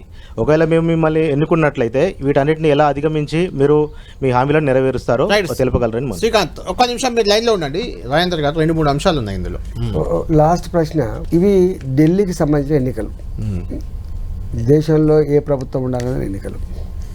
డెఫినెట్గా రాష్ట్ర ప్రభుత్వ పరంగానే కాకుండా కేంద్ర ప్రభుత్వ పరంగా ఉండేటువంటి ప్రత్యేకమైన ఏమైనా అవకాశాలు ఉంటే అది ఇలా కేంద్రం అనౌన్స్ చేసింది. డబుల్ బెడ్రూమ్లు ఏ రాష్ట్ర ప్రభుత్వం అయితే నెగ్లెక్ట్ చేస్తుందో నేరుగా మేమే కడతాం 100% అవి వస్తాయి. పేదోళ్ళకి సొంత ఇంటికల్లా చాలా ఇంపార్టెంట్. మోస్ట్ ఇంపార్టెంట్ థింగ్ ఏంటంటే చిన్న ఉద్యోగులుగా ఉన్నవాళ్ళు ఇలా కేసీఆర్ గారు 100 కోట్లకు ఎకరమైందని చెప్పి ఏదైతే జబ్బలు చచ్చుకుంటుండో, ఈ 100 కోట్ల ఎకరం వెనుక జీవితాంతం సంపాదించిన 50 గజాల జాగా కొనుక్కోలేడు సామాన్యుడు అనేటువంటి సోయి మర్చిపోయిండ్రు. ఇలా అలాంటి వాళ్ళకు తప్పకుండా సొంత ఇంటికలు నెరవేర్చే బాధ్యత ప్రభుత్వం మీద ఉంటుంది. నెంబర్ 1. నెంబర్ 2 ఏంటంటే ఈ నియోజకవర్గం అనేది న్యూలీ ఎక్స్పాండెడ్ సిటీ, చాలా వ్యాస్ట్ ఎక్స్పాండెడ్ సిటీ, చాలా ఫాస్ట్ గ్రోయింగ్ సిటీ ఇది. అందువల్ల అసలు రోడ్ల సౌకర్యాలు లేవు, నీళ్ళ సౌకర్యాలు లేవు, డ్రైన్ల సౌకర్యాలు లేవు. అసలు చాలా దిక్కుల ఈ చెర్లకు దగ్గర కట్టడం వల్ల మునిగిపోయేటువంటి సమస్యలు ఉన్నాయి. ఇవన్నీ తప్పకుండా అడ్రస్ చేయాల్సి అక్కడ ఉండదు. దాంతోపాటుగా స్కిల్ డెవలప్మెంట్. ఇలా యూత్ చాలా అండర్స్లో ఉన్నారు. టెక్నాలజీ వచ్చిన తర్వాత మనం గమనించాల్సింది ఏంటంటే, టెక్నాలజీ వస్తే మనం శ్రమ తగ్గిందని చెప్పి మనకు బాగా అభివృద్ధి వస్తుందని చెప్పి సంతోషపడతాం, కానీ మానవుని యొక్క శ్రమకు విలువ లేకుండా పోయే పరిస్థితి వచ్చింది. ఇవాళ మీకు తెలుసు, ఒక్కొక్కటి ఆర్టిఫిషియల్ ఇంటెలిజెన్స్ ఇవన్నీ ఇంట్రొడ్యూస్ చేసిన తర్వాత 100 మంది చేసే పని ఒక్కడే చేసే పరిస్థితికి వచ్చింది, 1000 మంది చేసే పని ఒకటే చేసే స్టేట్కి వచ్చింది. మరి ఈ మనిషిని ఏం చేయాలి? ఈ మనిషి ఏం కావాలి? ఈ మధ్య కాలంలోనే పేద గుడిసెలలో పేద కుటుంబాల నుంచి చదువుకొని వచ్చిన వాళ్ళు ఎవరైతే ఉన్నారో వాళ్ళకి ఇలా ఉపాధి లేకుండా పోయింది. ఏ అంబేద్కర్ గారు అయితే చదివే సకల సమస్యలకు పరిష్కారం అని చెప్పిండో ఆ చదువుకున్న యువతకి ఇలా ఉపాధి లేకుండా పోయింది. ఇలా వాళ్ళకి ఏమన్నా ఐటీ కార్డర్స్ కావచ్చు, లేకపోతే ఇండస్ట్రీస్ కావచ్చు, లేకపోతే ఏమైనా స్కిల్ డెవలప్మెంట్ ప్రోగ్రామ్స్ పెట్టించి మన సంపదని మానవ సంపదని ఎక్కడ బయట ప్రపంచంలో పనిచేయించే విషయంలో కావచ్చు. ఒక మాట చెప్పండి, మనిషికి పని చెప్పకపోతే వాళ్ళు ఎట్లా మారిపోతారో మీకు తెలుసు. అసలు పేరెంట్స్కి కొడుకో కూతురో వాడు ఎదిగి ఉండి ఏదైనా ఉద్యోగం లేకపోతే దానంత నరకం ఇంకోటి ఉండదు. కాబట్టి అలాంటి పిల్లలకి ఏదైనా పని కల్పించేటువంటి చేయాలన్నటువంటి సంకల్పం అలాంటి ఉంటుంది. నేను ఆర్థిక మంత్రి ఉన్నప్పుడు ఈ రామానంద తీర్థ ఇన్స్టిట్యూట్ ఆఫ్ అది ఉండే టెక్నాలజీ ఉండే ఇన్స్టిట్యూట్ ఉండే ఒకటి. నేను కానీ ఆ మంత్రి కూడా కాదు, నాకు నేనుగా పోయి ఎందుకంటే నా దగ్గరికి అనేక మంది పేరెంట్స్ వచ్చి బిడ్డ నా వాడు ఇంజనీరింగ్ చదివిన బిడ్డ, నా వాడు ఎంసీఏ చదివిండు, ఎంఏ చదివిన అంటే ఓంగాడు పోస్టర్నే పెట్టి బిడ్డ అని చెప్పి కన్నీళ్ళు పెట్టే సందర్భం నాకు బాగా తెలుసు. మా ఇంటికి ఎక్కడ అపాయింట్మెంట్ అక్కర్ లేకుండా వచ్చే సాంప్రదాయం ఉంటుంది నాకు తెలుసు. కొన్ని వేల మంది చూసినా కాబట్టి ఇలా అలాంటి పిల్లలకి ఏదైనా ఉపాధి కల్పించాలన్నటువంటి సంకల్పం ఉండాలని నేను 10 కోట్లు పెట్టించిన నేను. అట్లా ఇక్కడ తప్పకుండా చేయాల్సి అంటే 10 కోట్లు 100 కోట్లు కాదు ఇక్కడ ఇష్యూ. అలాంటి నిరుద్యోగ పిల్లలకి తప్పకుండా ఏదో ఒక పని అవకాశం కల్పించే పని చేయాలని నాకు సంకల్పం ఉంది. మోడీ గారు కూడా ఏడాదికి 2 లక్షల ఉద్యోగాలని హామీ ఇచ్చారు, అవి అమలు కాలేదని చాలా అన్రెస్ట్ ఉంది దేశవ్యాప్తంగా కూడా. ఆయన ఒప్పుకున్నారు కూడా, అన్రెస్ట్ ఉందనే విషయం ఒప్పుకున్నారు. అట్లానే దేశంలో ఇన్ఫ్లేషన్ ఒకవైపు, నిరుద్యోగం ఒకవైపు, అంటే ఆర్టిఫిషియల్ ఇంటెలిజెన్స్ నుంచి కానివ్వండి మిగతా అంశాలు, అంటే ఎన్డీఏ ప్రభుత్వం దగ్గర అసలు ఈ నిరుద్యోగాన్ని అడ్రస్ చేద్దామని కానీ లేకపోతే నిరుద్యోగ సమస్యను తగ్గిద్దామన్నటువంటి ఎజెండానే లేదు. మీ ఎజెండా ఎట్లా ఇంప్లిమెంట్ అవుతుంది? ఎన్డీఏ ప్రభుత్వాన్ని ఎట్లా మీరు ఒప్పిస్తాం అనుకుంటారు? అంటే ఒకటి మాత్రం సత్యం, డే టు డే అంటే ఇది చాలా సీరియస్ ఇష్యూ. ఇది వట్టిగా ఏదో మీద మాట్లాడితే అయ్యేటువంటి ఇష్యూ కాదు. ఒకవైపు ఏమో మనం 130 కోట్ల జనాభా నుంచి 140 కోట్లకు పోతున్నామని, ప్రపంచంలో అత్యధిక జనాభా కలిగిన దేశంగా నమోదు కాబోతుందని చెప్పుకుంటున్నాం. మానవ సంపదని క్వాలిటేటివ్గా జ్ఞానవంతంగా తీర్చిదిద్దాలని చెప్పి అనుకుంటున్నాం ఒకవైపు. కానీ జ్ఞానవంతమైన క్వాలిటేటివ్గా చేంజ్ చేయబడ్డ మానవ సంపద ఇవాళ ఎక్కడొక పని చేయించుకోవాలి కదా. ఆ పని దొరకకపోతే దాని పరిస్థితి ఏంది చెప్పండి. ఇవాళ టెక్నాలజీ పేరిట టెక్నాలజీ కావాలి కానీ మానవ సంపదని నిర్వీర్యం చేసే టెక్నాలజీ కాకూడదు. అందువల్ల ఇవాళ అంతా డ్రగ్స్కి అలవాటు పడుతున్నారని, తర్వాత ఈ జుట్లు పెంచుకోడు, పోగులు వేసుకోడు అని రకరకాల విచిత్రమైన వేషధానంలో ఉన్నట్టు పరిస్థితి చూస్తూ ఉన్నాం. ఇవాళ కొద్దిమంది ఏమో బ్రహ్మాండంగా గర్వపడే పద్ధతిలో ఎదుగుతున్నారు, ప్రపంచంలో రాణించే పరిస్థితి చూస్తాను.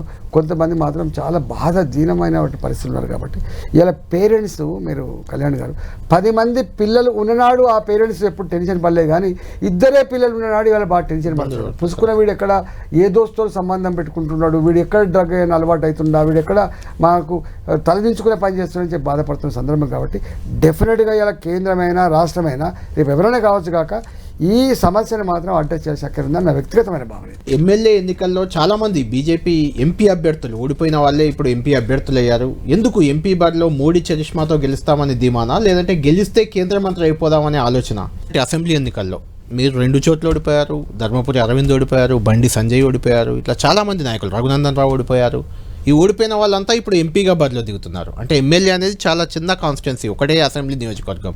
ఇప్పుడు 7 అసెంబ్లీ నియోజకవర్గాలు ఉంటాయి. అప్పుడు ఓడిపోయిన మీరు ఇప్పుడు ఎలా గెలుస్తామనుకుంటున్నారు?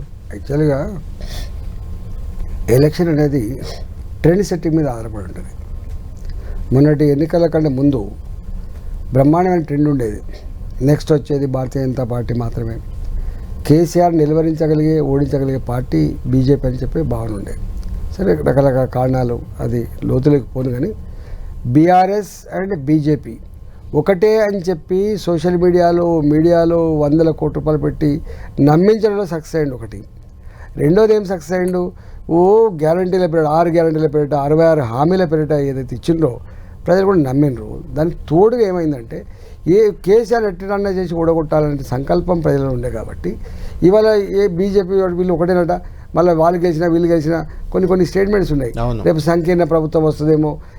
బీజేపీ అండ్ కాంగ్రెస్ పార్టీ 80% కలిసే ఆస్కారం లేదు కాబట్టి సంకీర్ణ మధ్య బీజేపీను బీఆర్ఎస్ కలిసే ఆస్కారం ఉంది కాబట్టి అని నమ్మిండ్రు.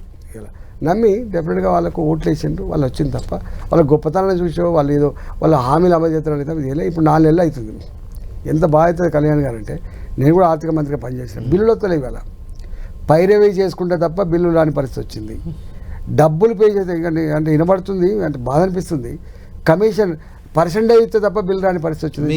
మహేశ్వర్ రెడ్డి గారు పదే అంటున్నారు, ఆ ట్యాక్స్ అంటున్నారు, బి ట్యాక్స్ అంటున్నారు. మరి అవేంటో 4 నెలల కాలంలోనే ప్రజల చేత ఇలా అసహించుకునేటువంటి పని నడుస్తున్నట్టు కనబడతా ఉంది. ఇంకా ఇప్పుడే నాలంటి అటుగా ఆరోపణ చేయకూడదు, కానీ ఇంకా 2 నెలలు అయితే బయటపడుతుంది. ఇలా తుంటెత్తేసి మొద్దెత్తుకున్నట్టు కూడా ఉండొద్దు. అందుకని అప్పుడు జరిగిపోయింది.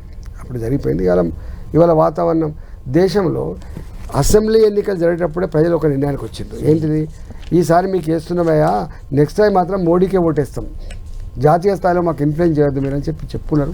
ఇలా ఇవి దేశ ఎన్నికలు, మోడీ గారిని మళ్ళీ ప్రధానమంత్రి చేయాలనే ఎన్నికలు కాబట్టి డెఫినెట్గా మా అంటే ఎవరైతే పొటెన్షియల్ క్యాండిడేట్స్ ఉన్నారో ఇలా వాటికైనా బిత్తిరోళ్ళకైతే ఇవ్వలే కదా. అరవింద్ గారు గతంలో ఎంపీగా ఉన్నారు, బండి సంజయ్ గారు గతంలో ఎంపీగా ఉన్నారు, గతంలో వారు కూడా పోటీ చేసిండు, రఘునందన్ గారు పోటీ చేసిండు.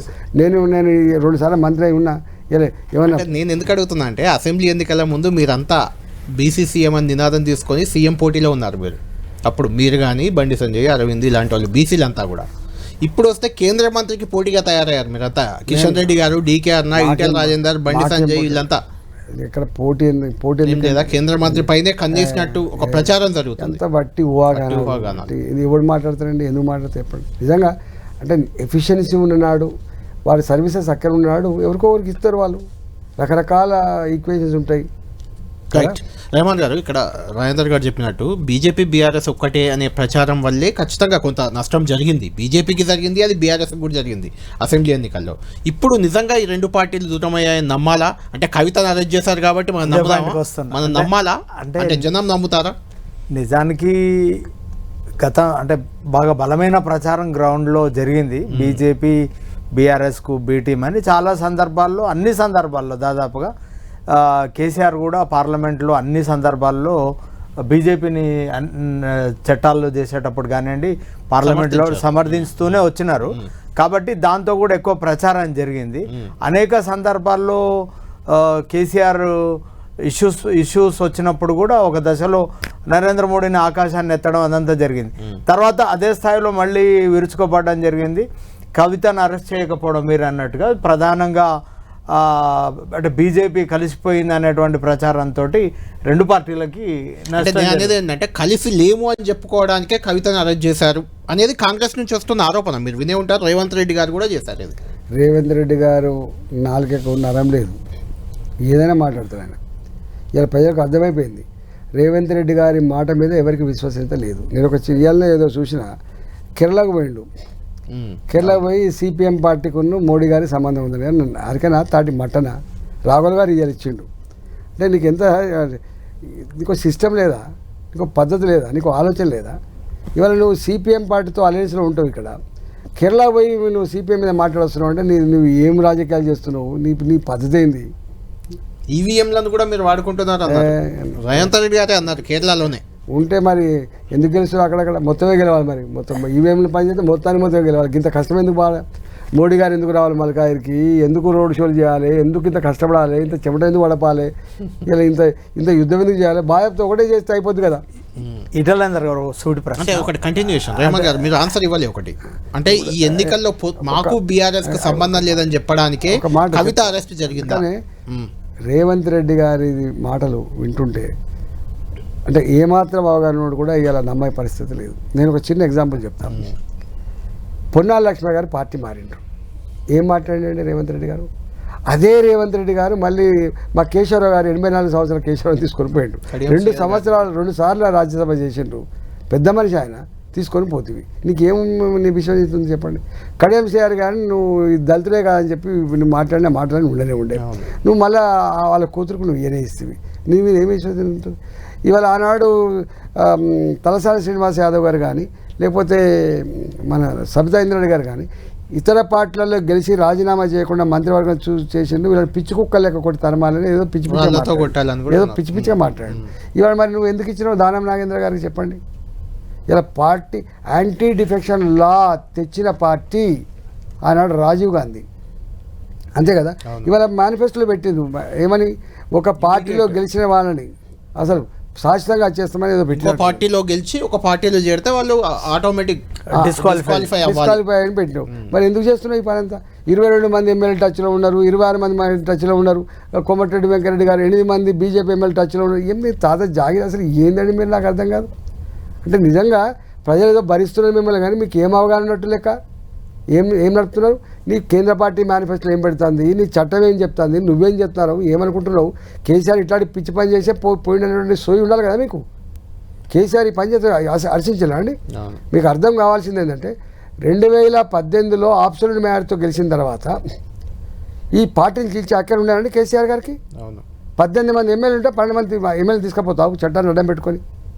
ఇప్పుడు వెంటనే ఎంపీ ఎన్నికలైనాయి, నీకు సోయి ఉంటే ఎన్ని ఎంపీలు గెలిచినారండి? అప్పుడు 9 4 భారతీయ జనతా పార్టీ ఎంపీలు గెలిచిండ్రు అంత తక్కువ టైంలో. ఒక్కొక్క నియోజకవర్గంలో 4.5 లక్షల మెజార్టీ ఉన్నప్పటికీ కూడా అది మా కరీంనగర్లో 4.5 lakhs అండి, అవి కొట్టి పడేది 1 లక్ష మెజార్టీతో భారతీయ జనతా పార్టీ గెలిచింది అన్నాడు. ఎందుకు గెలిచిపించిండ్రు? నీకు సోయి ఉండాలి కదా.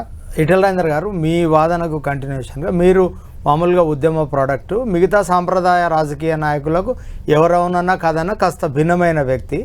అయితే మీరు చాలా వాదనలు వస్తున్నాయి. అంటే ఈ ప్రభుత్వానికి 5 ఏళ్ళు మ్యాండేట్ ఇచ్చి ప్రజలు గెలిపించినారు. రేపైనా బీఆర్ఎస్ కానీ బీజేపీ కలిసి ఈ ప్రభుత్వాన్ని కూల్చే ప్రయత్నాలు జరిగితే మీరు ఎటువైపు ఉంటారు? అసలు మా పార్టీకి ఆఖరి లేదు. ఒకవేళ జరిగితే రేవంత్ రెడ్డి గారికి మ్యాండేట్ ఇచ్చిన ప్రజలు, ఆయన మేనిఫెస్టో పెట్టిండు. ఆ మేనిఫెస్టో తూచా తప్పకుండా అమలు చేయమని చెప్పి కోరుతున్నాం. ప్రజల్ని మోసం చేయొద్దని, ప్రజలు వంచొద్దని కోరుకుంటున్నాం. మీరు చల్లగా ఉండాలని కోరుకుంటున్నాం. నీ పార్టీలో ఏమైనా నీ వితిన్ ద పార్టీ ఏమైనా అయితే మేమేం చేయలేం, కానీ మా పార్టీ భారతీయ జనతా పార్టీగా ఈ ప్రభుత్వం 5 ఏళ్ళు కొనసాగాలని కోరుకుంటున్నాం. మహేశ్వర్ రెడ్డి గారు ఎల్పీ నాయకులు ఆల్రెడీ చెప్పిన, మహేశ్వర్ రెడ్డి గారే కాదు, మహారాష్ట్రలో జరిగిన ఉదంతం మనకు తెలుసు. శివసేనను చీల్చారు, చీలింది. సరే ఓకే, ఎన్సీపీ చీలింది. ఆ 2 వర్గాలను కలుపుకొని బీజేపీ అధికారంలోకి వచ్చింది. అసలు మీరు ఇక్కడనే మీకు ఇదే చెప్తారు. మీరు చీలింది. ఆల్రెడీ మీ ఎల్పీ నాయకుడు మహేశ్వర్ రెడ్డి కూడా ప్రకటించారు. కాంగ్రెస్ పార్టీ కోమటిరెడ్డి రాజగోపాల్ రెడ్డి మాతో టచ్ లో ఉన్నారని చెప్పారు. నా మాట వినండి. బాల్ ఠాకరే గారికి బీజేపీకి ఎన్నో సంవత్సరాల సంబంధం ఉంది, అంతేనా కదా? అవును. అదైతే ఒప్పుకుంటారా? ఎన్నికల ముందు కూడా అలయన్స్ ఉంది. ఎన్నికల ముందు అలయన్స్ తో పోటీ చేసామా లేదా? చేశారు. మరి ఎన్నికల ముందు అలయన్స్ తో పోటీ చేసినటువంటి ఉద్ధవ్ ఠాకరే తన ఫిలాసఫీ విరుద్ధంగా తన జీవితాంతం, తన పార్టీ పుట్టిందే కాంగ్రెస్ పార్టీ వ్యతిరేకమైన పార్టీ. మరి పచ్చి అవకాశవాద రాజకీయాలను వంటబట్టించుకొని కాంగ్రెస్ పార్టీ, ఎంసీపీ వీళ్ళు ముగ్గురు కలిసి గవర్నమెంట్ ఫామ్ చేయడం ధర్మమా? చెప్పండి. ధర్మం కాదు కాబట్టి ధర్మం కాదు కాబట్టే మేము కూల్చలే. ధర్మం కాదు కాబట్టే వాళ్ళు జీర్ణించుకోలేకపోయారు. వాళ్ళ పార్టీలో ఉన్నటువంటి ఆ హార్డ్ కోర్ వాళ్ళు ఎవరైతే ఉన్నారో జీర్ణించుకోలేక మేము ఉండం కాంగ్రెస్ పార్టీ ఉన్న ప్రభుత్వంలో అని చెప్పి రాజీనామా చేసి మళ్ళీ పాత పద్ధతిలో ఇద్దరు కలిసి ఫామ్ చేశారు. కానీ తప్పు భారతీయ జనతా పార్టీ కాదు, తప్పు కాంగ్రెస్ పార్టీది, తప్పు వాళ్ళది. నిన్న కేసీఆర్ గారు ఒక పార్లమెంట్ పార్టీ అభ్యర్థులు, ఎంపీ అభ్యర్థులతో ఒక మీటింగ్ అయ్యారు. అక్కడ ఒక కామెంట్ చేశారు, ఇంట్రెస్టింగ్ కామెంట్. 104 మంది ఎమ్మెల్యేలు ఉన్నా మా పార్టీనే కూల్చడానికి ప్రయత్నించింది బీజేపీ. వీళ్ళు 64 మంది ఉన్నారు, వీళ్ళని బతకనిస్తుందా ఈ పార్టీ, ఖచ్చితంగా కూల్చేస్తుంది అనే రకంగా మాట్లాడారు. అసలు మేము గట్లాడి పని మాకు ఏమవసరం అండి?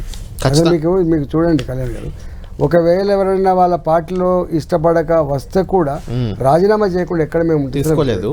మా చరిత్ర చూడండి. తెలంగాణలో అయితే తీసుకోలేదు, బయట తీసుకున్నారు కానీ తెలంగాణలో తీసుకోలేదు. అది మా కల్చర్. అందుకనే మేము ఎక్కడా పని చేయం, మాకు అక్కడ కూడా లేదు. ఇలా మనతో చెరువు అంత సముద్రం అంతా అయింది మా పార్టీ.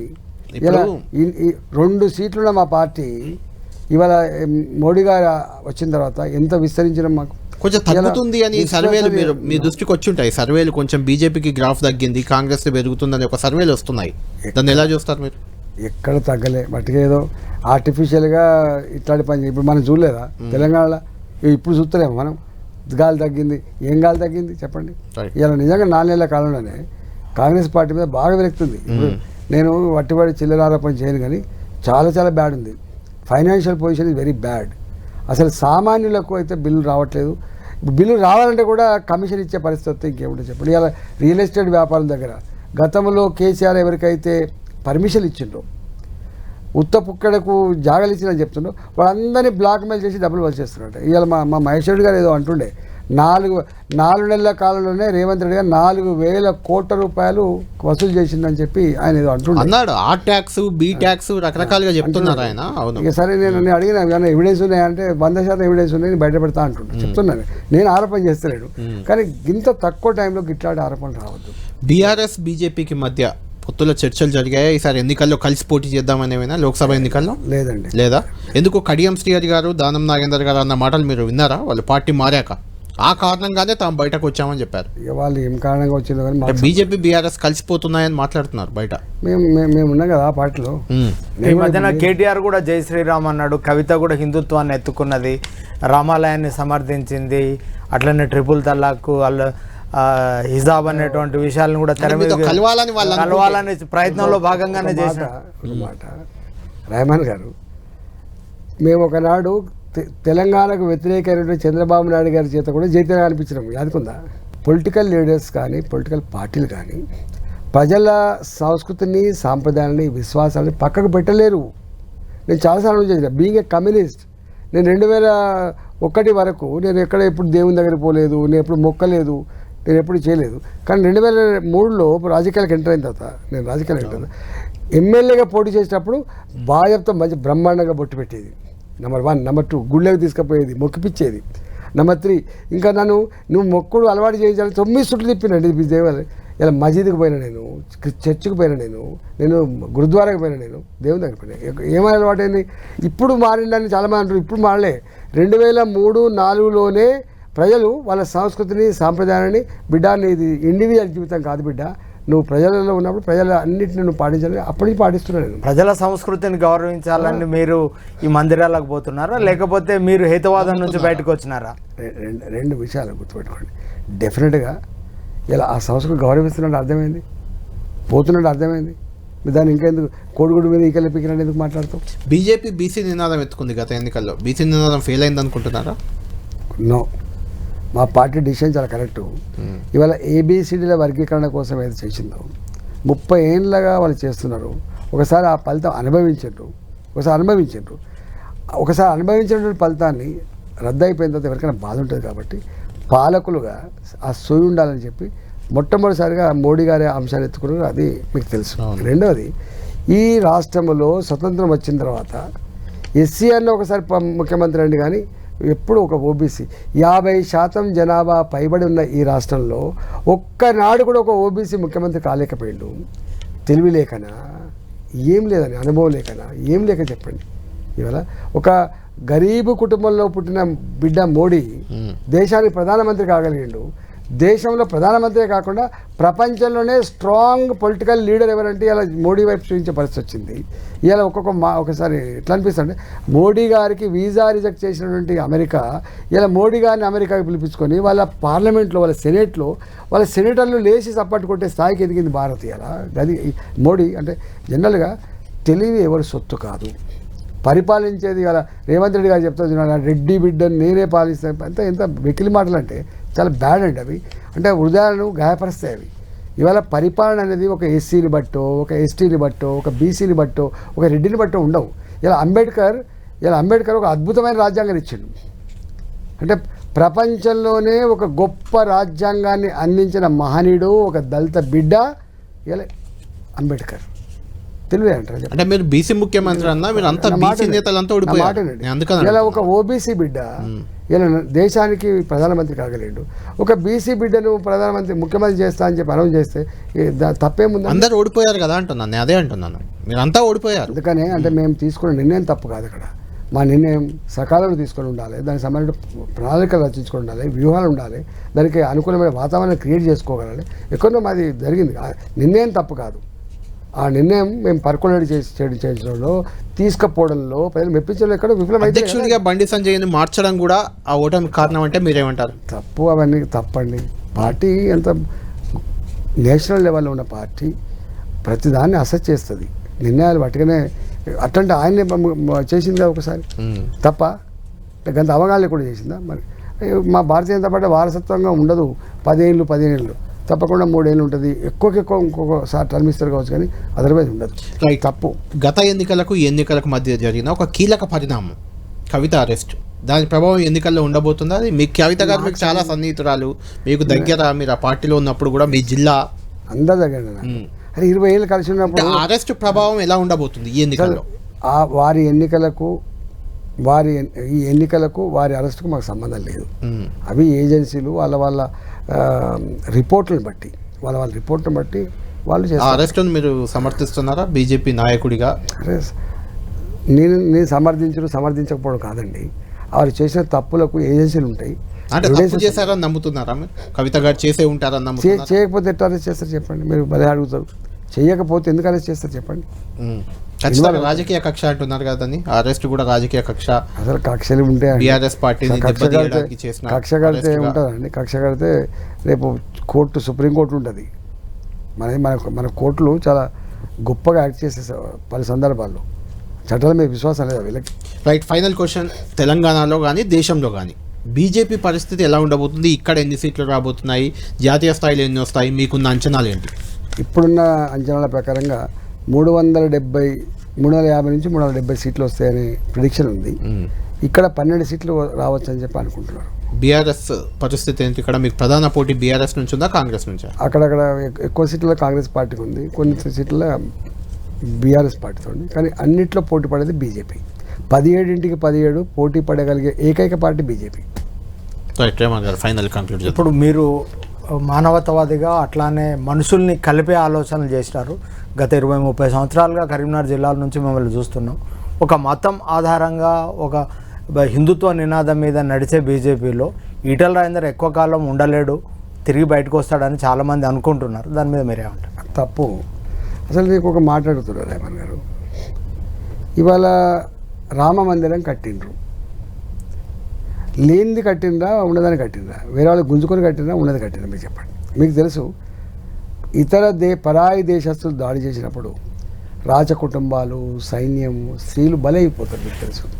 ఆ తదుపరి వీటి ఆనవాళ్ళు లేకుండా మీకు తెలుసు ఎన్నెన్ని గుళ్ళ మీద దాడి చేసిండ్రు, ఎంతెంత సంపద దోసుకుపోయినారు. ఈజ్ ఇట్ ఫేర్ చెప్పండి? ఇది మంచిదా?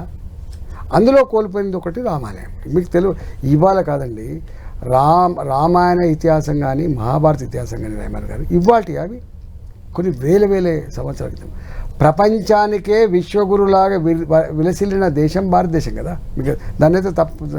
ఇలా మహాభారత ఇతిహాసం మీరు చూడండి. స్టార్ వార్స్ రీగన్ పీరియడ్ వచ్చిందని అంటారు. స్టార్ వార్స్ మనకు మహాభారత కాలంలోనే పుష్పక విమానాల గురించి మాట్లాడుకున్నాం. ఇది పశుప్రదాస్త్రం అని మాట్లాడుకున్నాం. ఈ అశ్వమేధ కథమని ఇలా ఏ ఆటం బాంబుల గురించి మనం మాట్లాడుకుంటున్నామో, ఏ హైడ్రోజన్ బాంబుల గురించి మాట్లాడుకుంటాం. ఆనడే ఉన్నది అంటున్నా. గంత ఇతిహాసం ఉంది, గంత జ్ఞాన సంపద ఉన్న దేశం ఇది. ఇలా రామాయణం ఉంది. తండ్రి మాట కోసమే కదా 13 సంవత్సరాలు.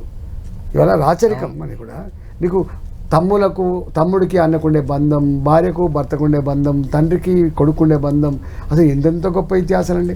ఇవాళ అలాంటి దాన్ని ఆనవాళ్ళు లేకుండా చేసింది దాడి జరిగింది కదా. ఇలా ఆలయాన్ని కట్టుకున్నాం. మీరు సమర్థించారా చెప్పండి రేవంత్ గారు? మీరు చెప్పండి. అనేక గుళ్ళలు కదా, ఏ దేశం అదే చేస్తే కదా. సంస్కృతి మీద, సాంప్రదాయాల మీద, విశ్వాసాల మీద దాడి చేయకపోతే మళ్ళీ వీళ్ళు లేస్తారనేటువంటి ఒక భయంతో కదా ఇదంతా చేసేది. అట్లా కోల్పోయింది కదా రామాలయం. కట్టినం తప్పేముందండి? ఇవాళ దాని మీద మాట్లాడేది కూడా మాది మతం. ఇలా మా మోడీ గారు మీకు మనం చూసినో లేదో, ఫస్ట్ టైం 6 ముస్లిం కంట్రీస్ అత్యున్నతమైన పురస్కారాన్ని ఎవరికి ఇచ్చిందండి? ఎవరికి ఇచ్చింది చెప్పండి? మోడీ గారికి ఇచ్చింది. గుర్తుపెట్టుకోండి. ఎట్లా సాధ్యమైందండి? ఇవాళ ముస్లిం దేశాలు పోటీ పడి మోడీ గారికి ఒక అత్యున్నత పురస్కారం ఇచ్చింది. మోడీ గారు అడగంగానే గల్ఫ్ కంట్రీలో జాగా ఇస్తే ఒక గుడి కట్టింటాడా? ఇవాళ మోడీ గారి ఆయంలోనే 3 తలాక్. మీరు ఎక్కడన్నా ఇష్టపడతారా రేవంత్ గారు చెప్పండి? ఒక భార్యాభర్తలు ఇలా హిందూ సాంప్రదాయం ప్రకారంగా ఎన్ని చుట్టూ తిరుగుతారో ఆ కొంగు దాన్ని బట్టి తిరుగుతూ ఉంటాం. అగ్నిసాక్షిగా ప్రమాణం చేస్తాం, అగ్నిసాక్షిగా.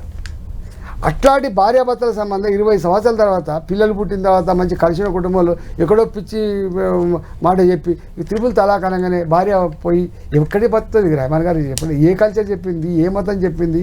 ఏ సాంప్రదాయం చెప్పింది రేవంత్ గారు? మానవ సంబంధాల పరిపుష్టే కోరుకుంటాయి మతాలు. ఏ దేవుడు కూడా కోరుకోడు. దేవుడు మనిషి కళ్యాణాన్ని కోరుకుంటాడు, సమాజం గొప్పగా ఉండాలని కోరుకుంటాడు కదా కళ్యాణం. అలాంటి త్రిపుల్ తలాఖ్ తీసేసిన మోడీ గారి గురించి మీరు మతం అంటారా చెప్పండి కళ్యాణ్ గారు. రెండవది, 4వది, ఇవాళ కడుతున్న ఇళ్లలో పొందుతున్న ఇళ్లలో ఉండరా ముస్లిం చెప్పండి. ఇలా 5 కిలోలు చెప్పిన కరోనా ఇప్పుడు ఇచ్చిన బియ్యం ముస్లింలకు ఇవ్వాలా చెప్పండి. అసలు ఎక్కడండి ఇవాళ నిజంగా మీరు నమ్మరో ఇవాళ దేశ ఎదుగుదలలో మా మైనార్టీలు లేరా? ప్రైమర్ గారు చెప్పండి. అందుతున్న వెల్ఫేర్లో మా మైనార్టీలు చెప్పండి. నేను వేలు చూపిస్తా.